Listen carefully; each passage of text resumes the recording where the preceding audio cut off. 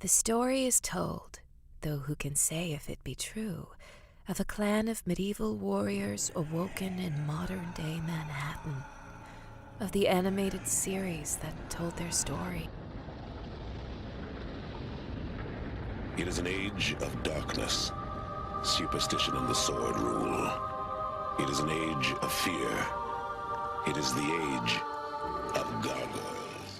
Welcome to Voices from the Eyrie, a Gargoyles podcast. Hello and welcome to Voices from the Eyrie, a Gargoyles podcast. I'm Zach Joyner, webmaster and executive producer of the Spidey Dude Radio Network. Thank you for listening to the show. This show is powered by Spidey-Dude.com. It's part of the general network that powers it. You can support this show if you like via patreon.com/SpideyDudeNetwork. You can also leave us a voicemail, 818-925-6631. We'll play that voicemail in a future episode. We also like to get emails every once in a while. Be sure to leave us an email if you like, gargoylesvoices@gmail.com. Follow us on social media. At Spidey Dude Network on Facebook is the general network Facebook page. But you can also follow this exclusive Twitter handle, @FromErie on Twitter.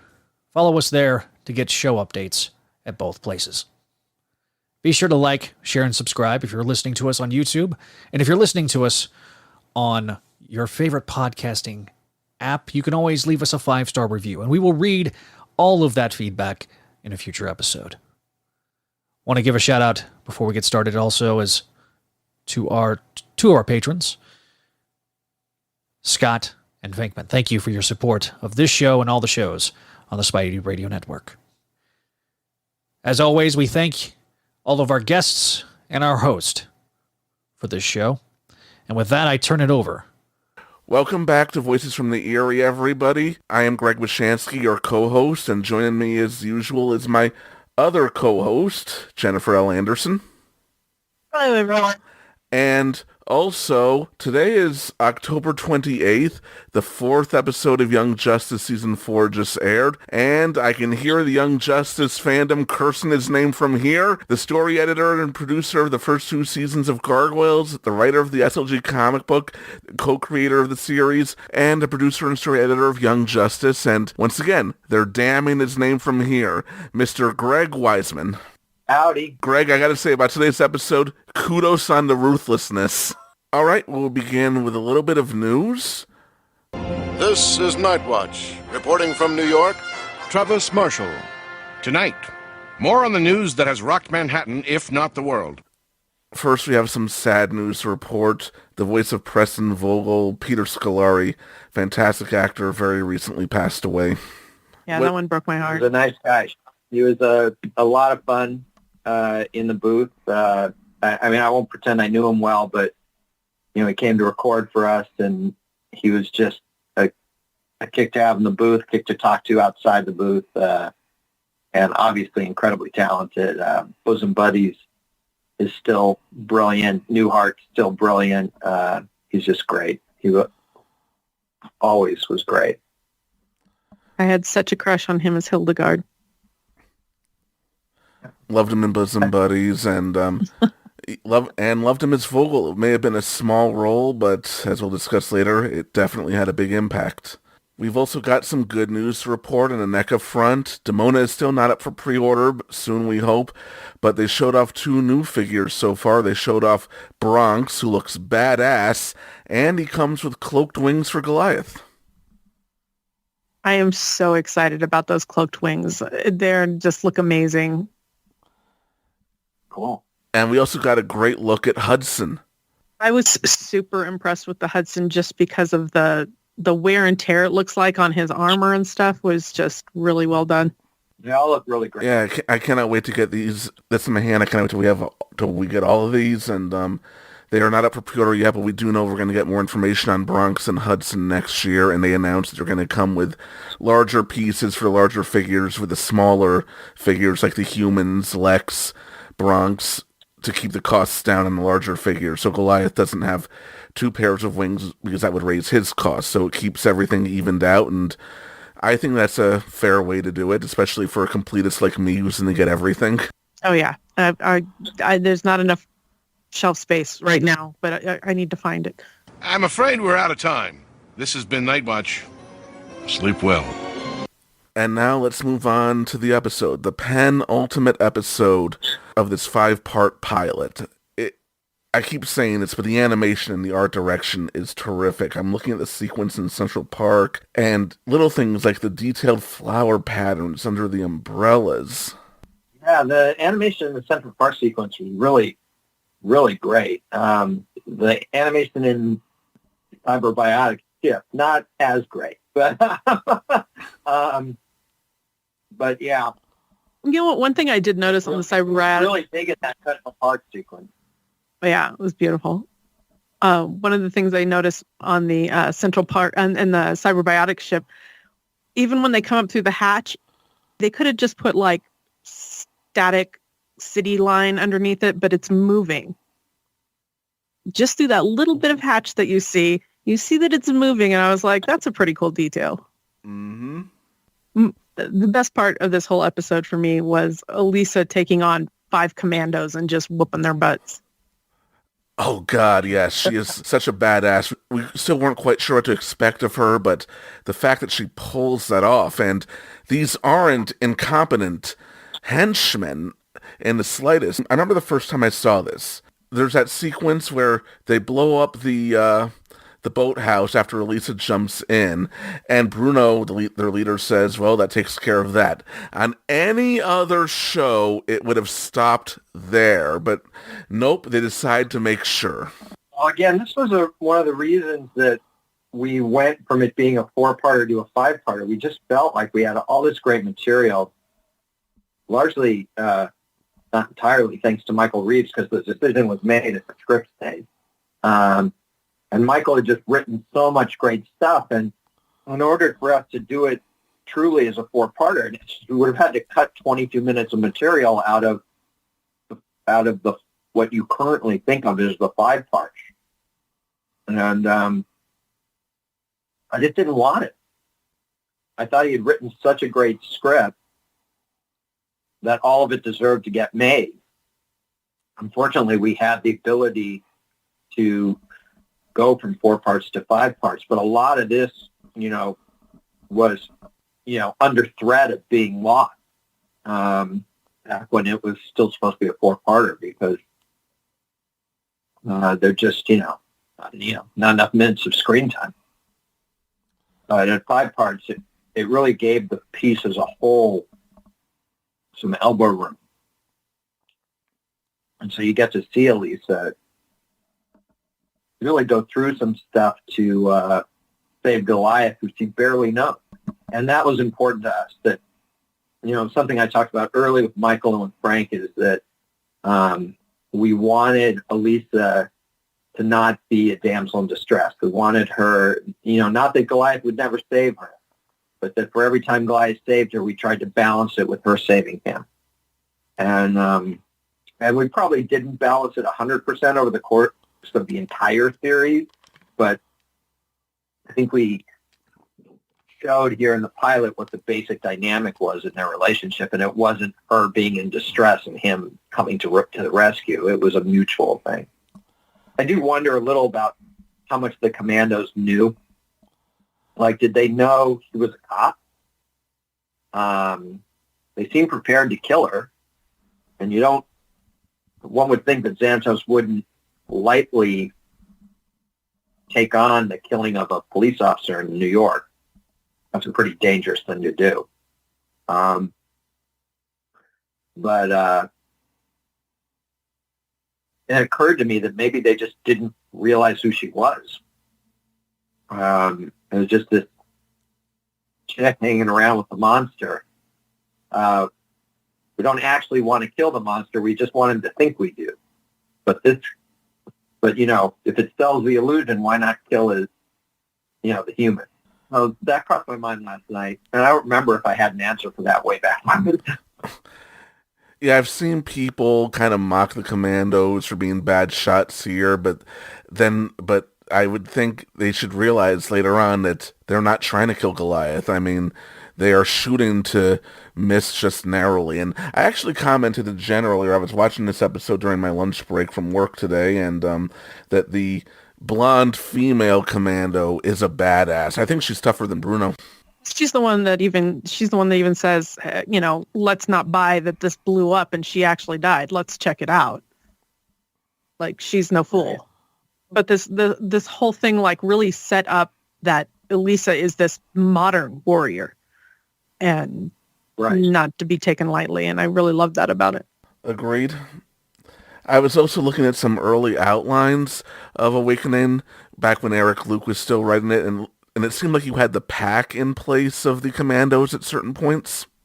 I don't even remember, but if that was in there, I'll take your word for it. I think we decided ultimately that the pack was a unique enough concept that it required its own introduction, as opposed to just using them as Santos' stooges.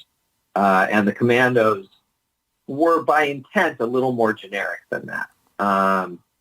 And I honestly don't remember. That might have been Michael's call or notion, or it might have been a discussion, or it may have been that Eric saw the development that included the pack and said, I'm going to include them here. And then we may have decided, no, the pack need to be more special than that. So, and I just can't remember. It's just so long ago. Either way things worked out, I think Elisa would have recognized these celebrity TV stars hunting her in Central Park.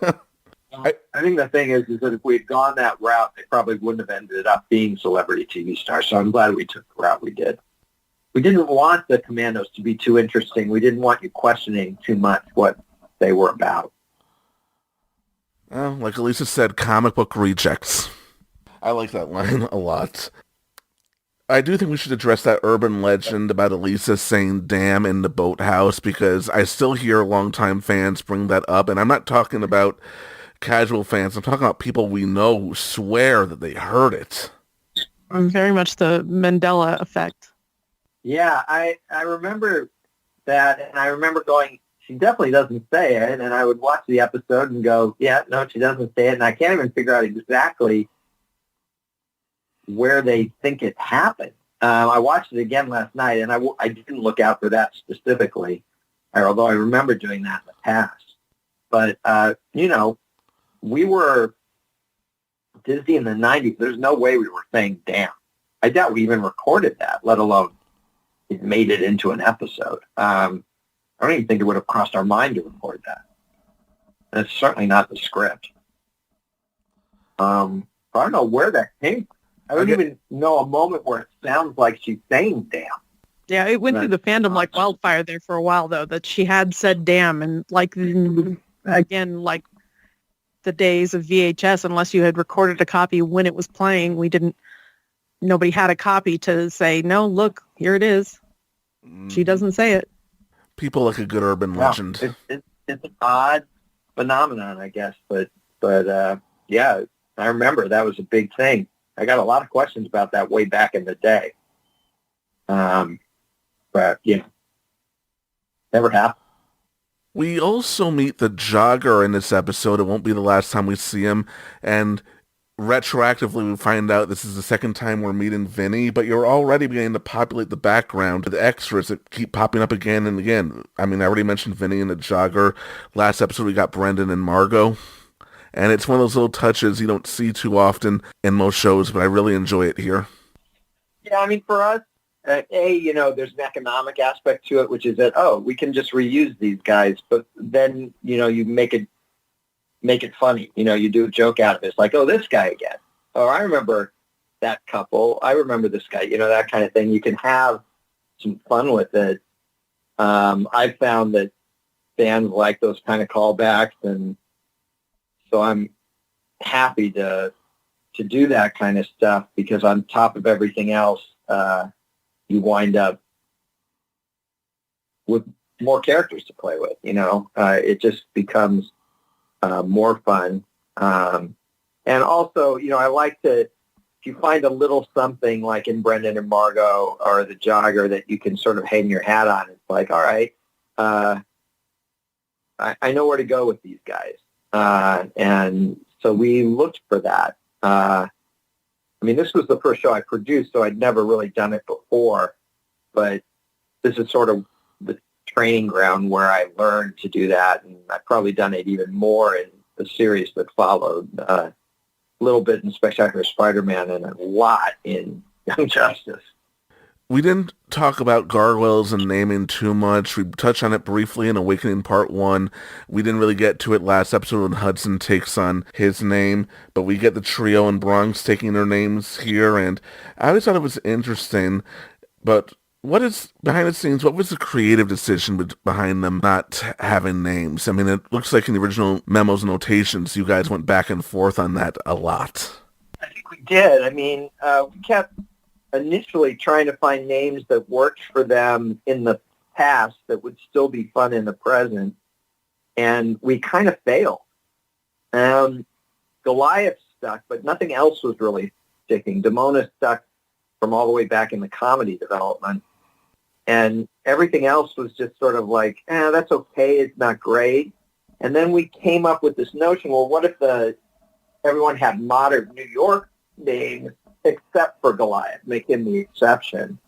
And then we sort of worked backwards to the notion, well, what if naming is a human thing? What if gargoyles don't do that, but that it's addicting, that once it happens, it becomes tough to let go of it. You name something, and that limit is set on it. And so that idea, I think, interested us a lot. And we ran with it. So Hudson, makes this point to Lisa in the previous episode when she asked his name, and must you humans name everything? Does the sky need a name? Does the river? And she says the river's called the Hudson. And he's like, fine, then I will be the Hudson as well, with the article. And she shortens it just to Hudson as a name. But I always thought there was something in that was also sort of a cheat, which is that if he had only said, does the sky need a name? She could have said, yeah, the name of the sky is the sky. And he's like, fine, I will be the sky as well. And the name would have just been sky. But the fact of the matter is almost every word, certainly every noun, is in and of itself a name of sort. And it's not like the gargoyles didn't use nouns.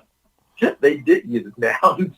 But actually naming something was something we got to play at even more in the companion comics, the SLG stuff that I did, where you really get to play on the idea more that if everyone calls you by a different noun, so to speak, old friend, mentor, brother, whatever, father, then you're not limited by whatever your one name is. And you can you are different things to different people depending on the relationship. And we explored it a little bit way back in the first episode when Tom was talking to Brooklyn and Lexington, and he's like, what are your names? So, yeah, well, except for Goliath, we don't have names. Well, what do you call each other? And he's like, friend? Like, we understand why you're making a big deal out of it. But you're making it much more complex than it needs to be. Yeah, but here, they find out Hudson's got a name, and suddenly they're excited. Wait, we can have names? That's allowed? And they pick out these names that, since they've been spending the whole night flying around Manhattan, they've seen all these names or heard them or something. I don't know where the hell they got them, to be perfectly honest. They must have overheard them, I guess. Or they're really good at reading English, which is tough because we know that at this stage Broadway can't read. And Brooklyn's debatable. So it's not like they're getting him off street signs, or one wouldn't think so. But I just love the scene. And then the great moment in the script, they named Bronx, and Bronx sort of puffs and walks away. And Lexington says, I think he likes it. So in the script, you get Bronx sort of doing that confirmed, like, okay, fine, I'll be Bronx. But in the actual animation, he does that, and it seems very dismissive because he turns and walks away. And so when Lexington says, I think he likes it, we're like, yeah, were you watching the same thing I was watching last? Because he didn't seem to care for it much. Because, again, the board artist had him turn and walk away, but that wasn't in the script. So Lexington didn't seem quite as dopey in the script as he wound up seeming on the screen. But I think it plays funnier the way it is. So I'm glad. Me too. Also, Bronx. And then, obviously, Bronx took to Bronx well enough. He would answer to it. Mm-hmm. Hey, Bronx, we're thankful you weren't Staten Island. But no, it's a great naming. It's a great naming scene. And what made you decide to go for New York names? We tried all sorts of stuff. We tried names that sounded, that were rock-oriented, like granite and shale and stuff. I mean, we tried more biblical names. We tried all sorts of things, and nothing seemed quite right. I mean, we didn't want the show to be Teenage Mutant Ninja Turtles, which is an inherently comedic concept. So they went with, frankly, more serious names. Leonardo, Donatello, Michelangelo, Raphael. Those names are actually pretty sophisticated given what the show is, right? So we actually took the reverse approach. I don't mean consciously like, let's be the anti-turtles or something like that. But our names, I think, are sillier. But we had a more serious concept. So I think the idea, at least unconsciously for both, is that contrast. We're going to contrast these creatures of the night, these mysterious, semi-monstrous beings with, potentially frightening with some silly New York names. Whereas the Turtles, were the sort of inherently, and I'm not knocking it for this, I think it's great. I remember the first time, this is before the TV show, but when I first saw the comic book Teenage Mutant Ninja Turtles, I was like, that name is so brilliant, and it is and was. So I'm not knocking it, but it's inherently silly. And so they went with names that were more sophisticated, and that gave them the contrast. But I think unconsciously we were both looking for that, the contrast. And also, you just want them to be memorable. And that seemed to work for us. So we took a couple boroughs and a couple of the more famous streets of New York and a river. And there we had it.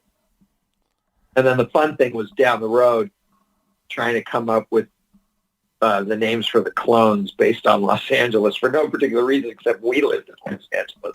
I mean, it was just that goofy. Oh, I cannot wait to talk about that. That's a great episode also. I noticed, everybody gets their name, and we're all excited about their names, and then we get our Demona reveal. But Yes. we don't decide that she needs a name. I mean, we know now she already had one, but they aren't like, hey, we all got names today. Do you want a name? Nope. Don't care at all. I mean, Give her a name. They have this distraction, just the fact that she's there, I think is so overwhelming to everyone positively, that all thoughts of names sort of go out the window. We're on a much bigger topic now. I think also it's absolutely true that for her, she's wrapped up in these lies that she and Xanatos are telling, that story to justify her new fake origin to Goliath and ultimately to the others. And there's so much lying going on there that it's easy to sort of assume that when she sees Hudson and the trio and Bronx, that she's just, faking her joy at seeing them. But I don't think that is fake. She has every reason to think that she's going to turn all of them, Goliath included, step by step, not overnight, but to her way of thinking. And she is been alone for so long, this notion of the gargoyles waking up, I think that is a moment of tremendous sincere joy for her when she first sees them. Not just Goliath, but all of them. And it obviously is going to turn sour next episode, but as of, that moment of reintroduction, that moment of reunion, I think all of that is very real, even though in the middle of it all, she's telling all these lies. I agree. It's very genuine, but she's also prioritizing her scheming. I mean, she was there the previous night, which we know thanks to Awakening Part 3 and her not being hidden in the shadows of Xanatos' secret passage. I still think that was his bathroom, but I still wonder. I mean, if she was probably had to restrain herself the previous night from running out to initially say hello and reintroduce herself after 1,000 years, but still here she's prioritizing her scheming. Like we've said, she's lying. One of the first things she asks them to do is to do this favor for Xanatos. Oh yeah, I mean, like I said, she is still telling all these lies pretty unashamedly. But I don't think that undercuts real emotion either. I don't think, for her at least, those are mutually exclusive ideas for her to carry within herself, to be sincerely glad to see them and yet have no compunction about lying to them and manipulating them. It's very Demona to me. There's that look that Xanatos gives them when they first embrace, and I've read that look so many times over the years watching this. There's a part of the most recent time I watched it, my thought was, oh, that poor sap, he has no idea. Isn't this the first time we find out Xanatos' name is David? Yes. Isn't this episode? So it's a whole bunch of names. That may be true. I do not remember. I didn't take note of it last night, or at least we hadn't said it in the last. It is the first time. So it's all about names. I guess that was the theme. Mm-hmm. And she is a great liar and a manipulator because she sounds genuinely grateful to Xanatos here also, and we know how bigoted she is towards humans, and we'll discuss this more next time, how much she knows that Xanatos is actually screwing them over.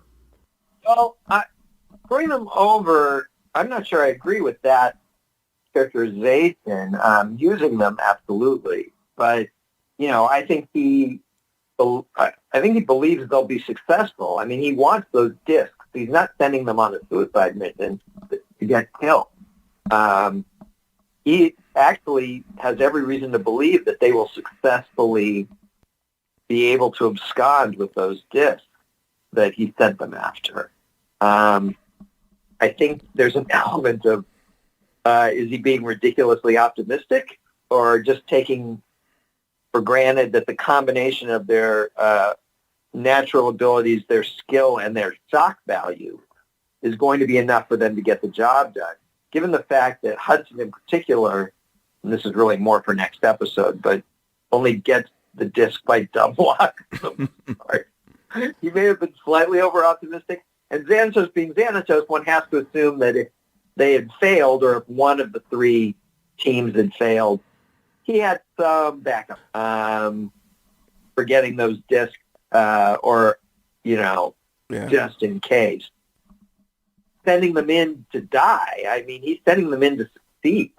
And I assume he gave them as much information as he reasonably thought they could handle, get in, get the discs, and get out, because he wants the discs. And by the way, he doesn't not want the gargoyles either. He just, it's only later. We'll get to this again. There's a lot. Yeah. This episode, obviously, and the next one are very tied close together. But again, he's got no particular interest in killing them. Mm-hmm. There is getting them killed.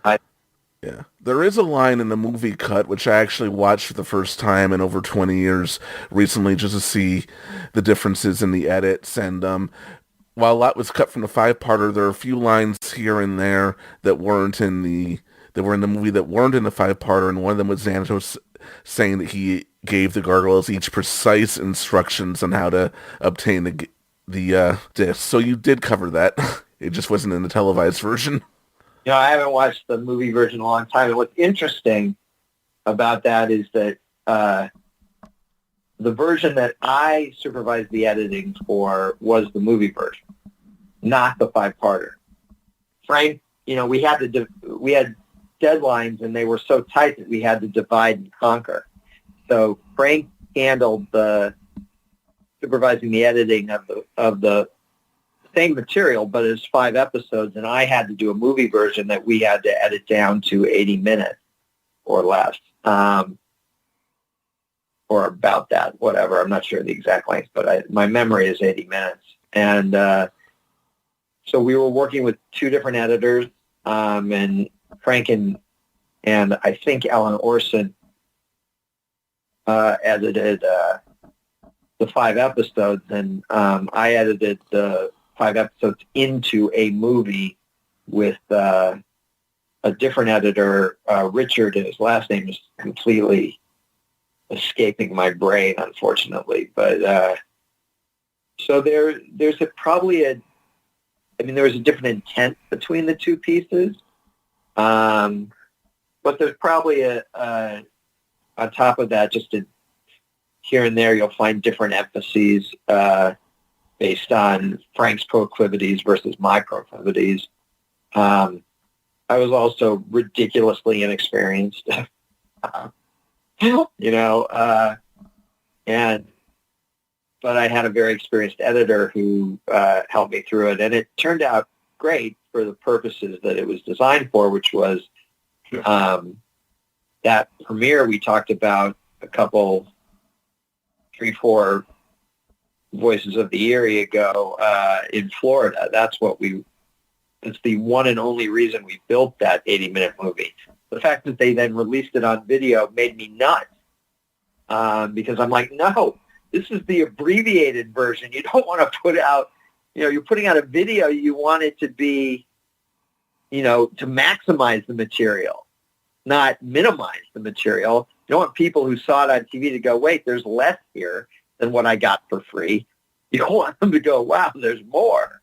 So I always felt incredibly annoyed, even though I was the one who edited it, that they used the 80-minute movie for the video.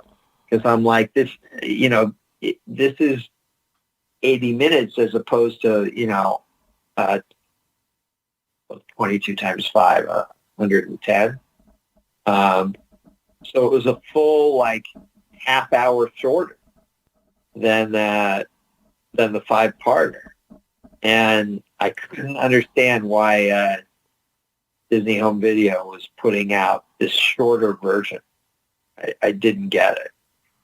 I guess it did well enough back in the day, but it was one of the mind-boggling decisions they made. The second being the truly horrendous cover to that video. Oh, God, yes. But we've gotten better since then. Demona was immediately intriguing in part 1 and immediately intriguing when she was reintroduced. I'm not entirely sure how, I figured she was lying at that point. I wasn't sure what was a lie and what wasn't, but I remember I perked up a bit when she was on the airship and she started saying things like, you won't fire guns in here, you could damage the airship. And I was thinking, she's taken to the 20th century really, really quickly. I mean, I wasn't sure if I didn't think she was immortal yet. I'm not entirely sure, but that was a big red flag right away. Yeah, we were intentionally dropping hints there. Her acclimatization was, in theory, more rapid than Goliath, and he had been awakened a day earlier. And then, there are little things she says here and there. Her attempt to drop the unconscious guard out of the airship, let him fall to the ground and die, was pretty cold-blooded. And Goliath sort of calls her on that, and her response to that is to say the centuries have made you weak. And so we were consciously trying to hint that, what she's told him is clearly not the whole story. Trying to play fair with the audience, I guess. Sometimes I watch it and I go, yeah, we did good with that. And then sometimes I watch it and I go, wow, we were really heavy-handed with these hints. And I go back and forth on that. It's not really for me to judge anyway, but yeah, it was all intentional.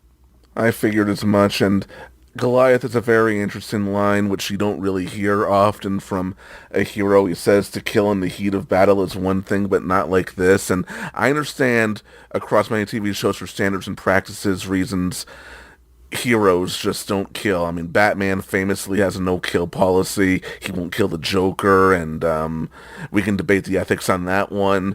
Spider-Man has no kill policy. Superman has one most of the time, and I'm thinking here, he distinguished between the two really elegantly, and we've seen later on that when it's called for, he won't hesitate. He won't enjoy it. I mean, he thought he was killing Macbeth in The Price, and I'm talking about the first time he thought he was killing him, not necessarily the second time where he thought Hudson was dead.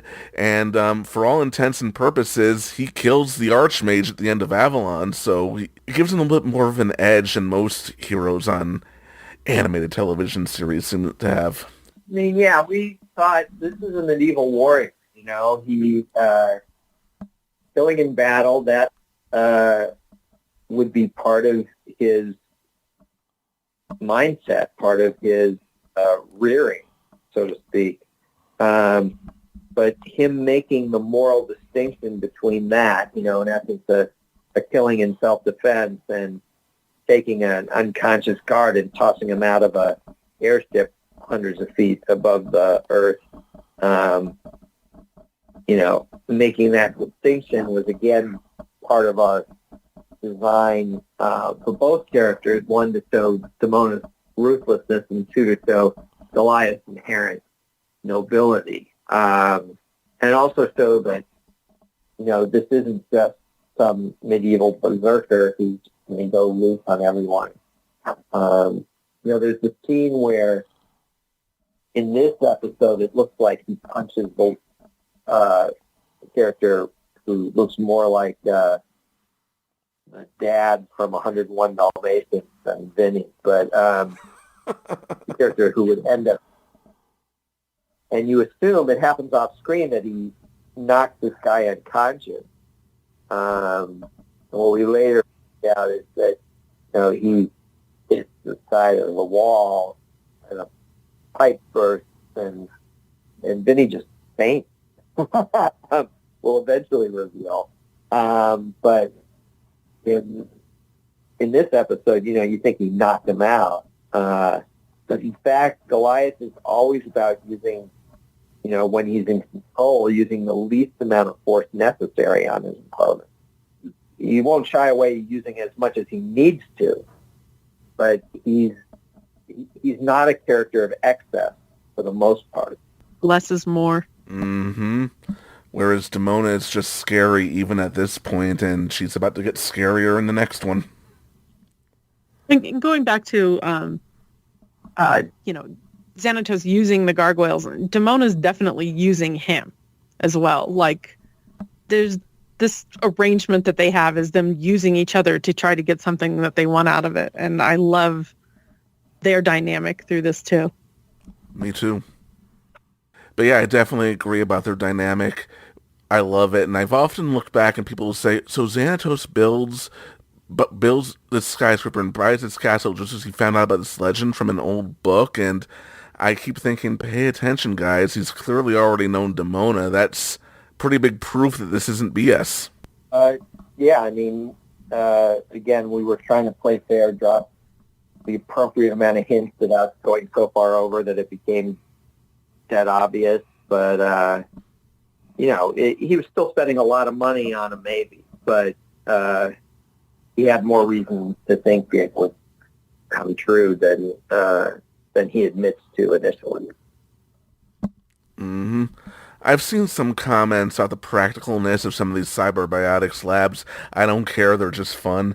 And while the show is also very grounded in reality, right here you're also showing us that it's also a little bit comic bookish. I mean, that Air Fortress reminds me a lot of the helicarrier from Marvel Comics, for example.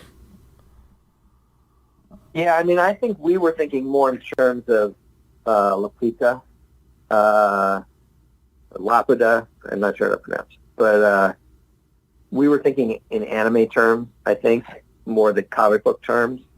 But yeah, it's up there, out there, in terms of, I guess you could say silliness, but we just thought it was cool. And if you had a top secret laboratory you wanted to make sure no one could touch, maybe keeping it moving would help.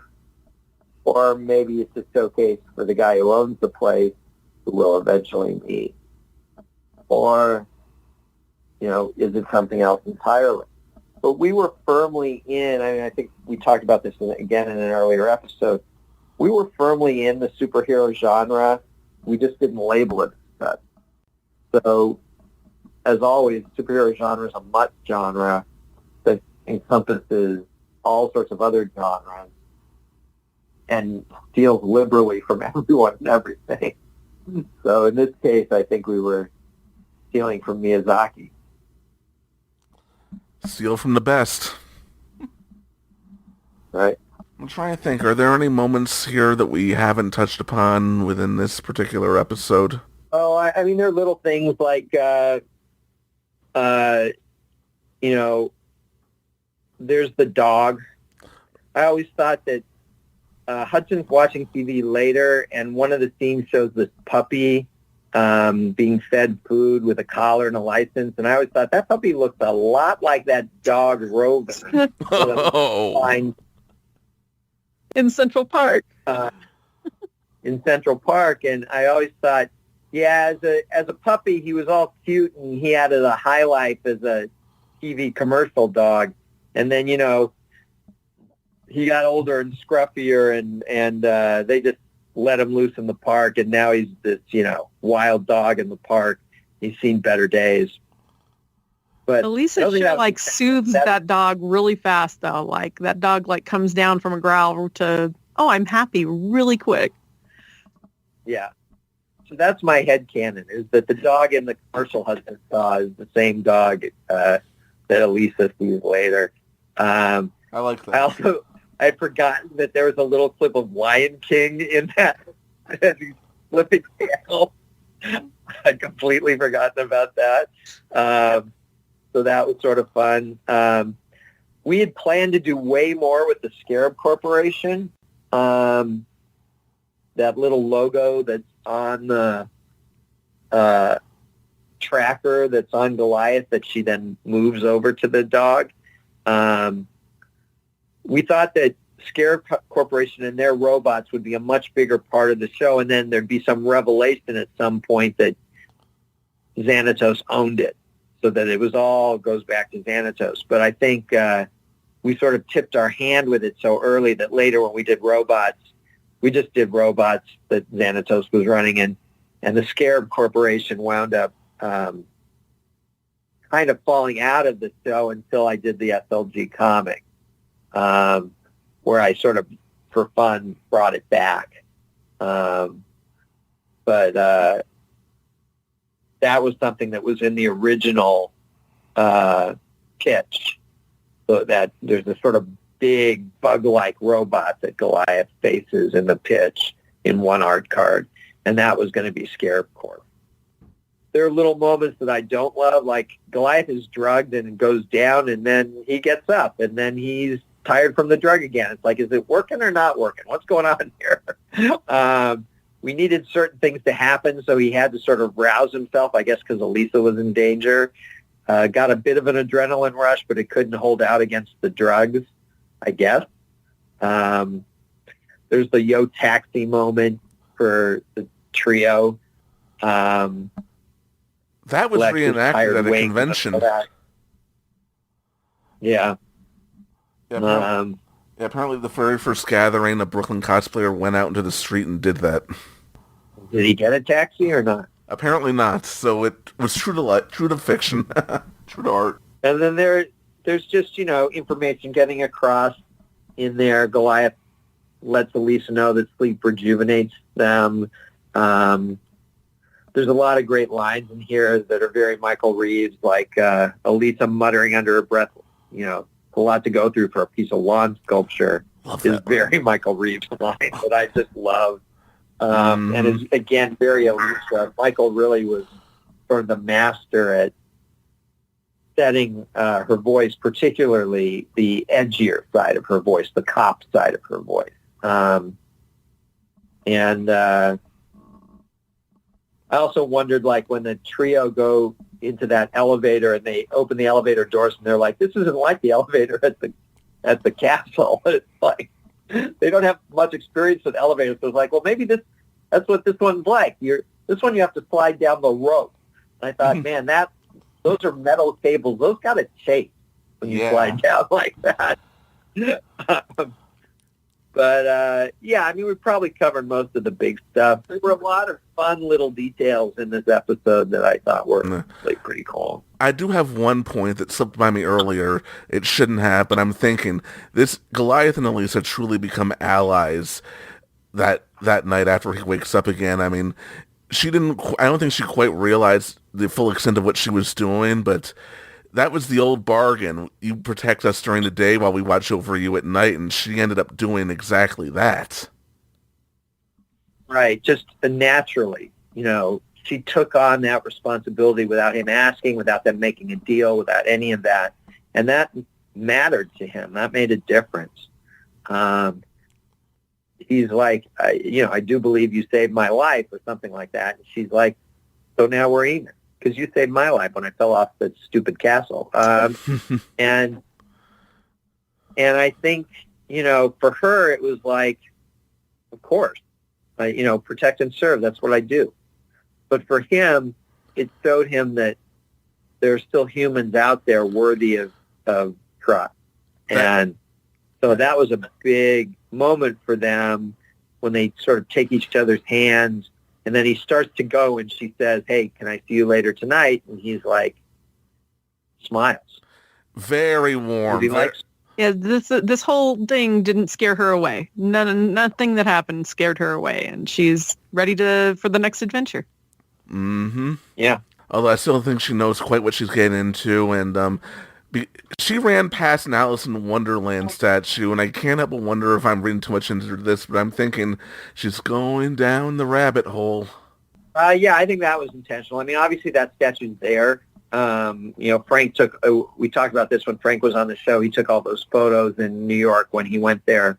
And I, like Frank, I had lived in New York for a couple of years, a little more than that, myself. So I was aware of what was around New York, including that statue. And so we made a conscious decision to put that in there because we did feel that way. Elisa was going down the rabbit hole. She was finding her version of Wonderland. And it was amongst her the whole time. She wasn't leaving Manhattan. She was going to find her Wonderland in Manhattan, full of strange creatures and friends and foes and all that stuff, including a red queen, or a red-headed queen. Yes. I've never made that connection before. I love it. And I'm sure, as we'll find out later, I'm sure Demona would love to cut off Elisa's head, off with her head. We'll talk about that later, but we're coming up on the hour, and either of you have anything you want to promote? I definitely do, but you go first, Jen. Mine's just the same as always. Taking commissions right now. You can go, when this airs, I hope I will still be taking commissions.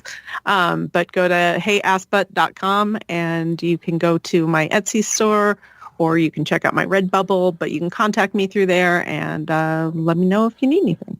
She's doing a very kick-ass commission for me right now. She showed me an update the other night. I love it. And yes, it's gargoyles related. Of course. And I'm gonna put in a little good word for Young Justice, which is dropping episodes. We dropped the 4th episode today. I don't know when exactly this podcast is going out, but we're dropping episodes every Thursday through the 30th of December. And that'll cover our first 13, which is half the season.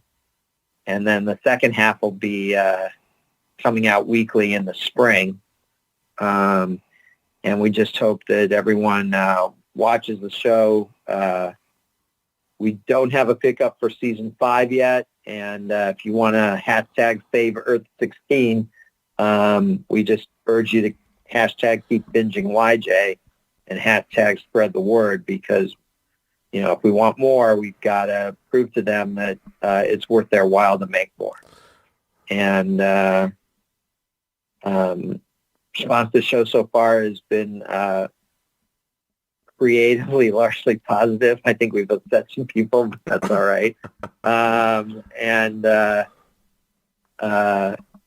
So I'm pretty happy. I'm definitely happy with how the episodes turned out, and I'm pretty happy with the responses to them.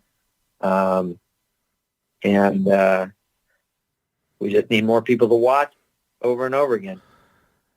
Yeah. So keep binging YJ, and while you're at it, keep binging Gargoyles. Will do. And then the last thing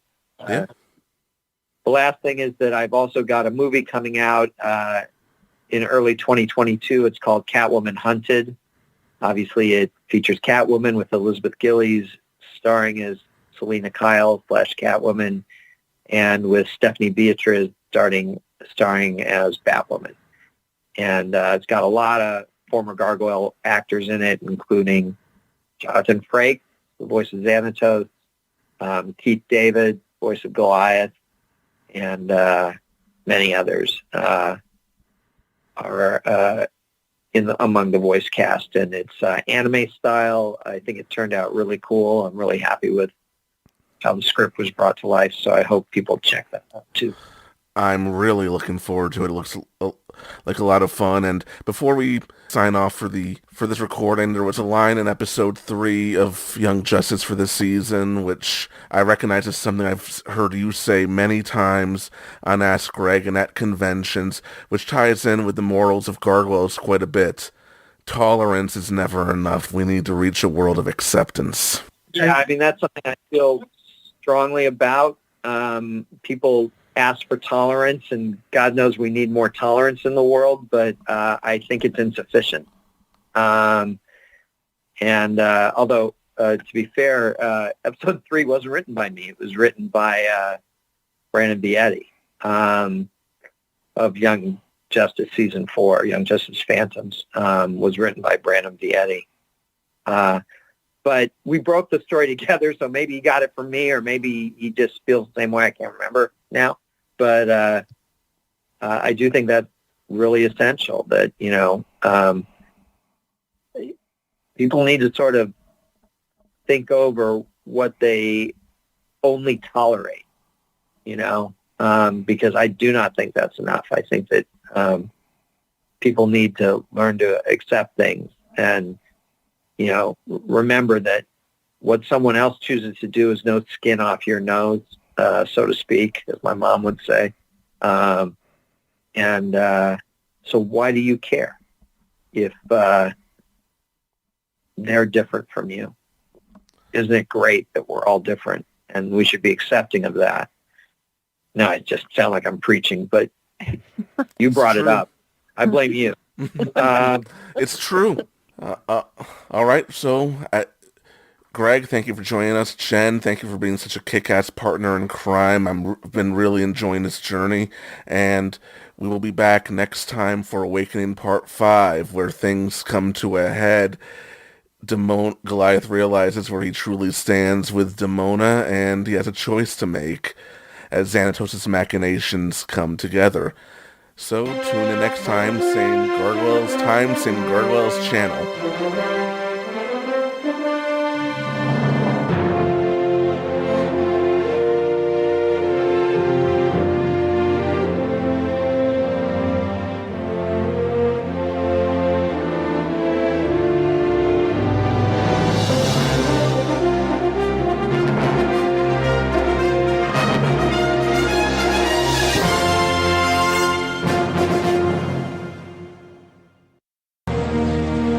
Lot to go through for a piece of lawn sculpture.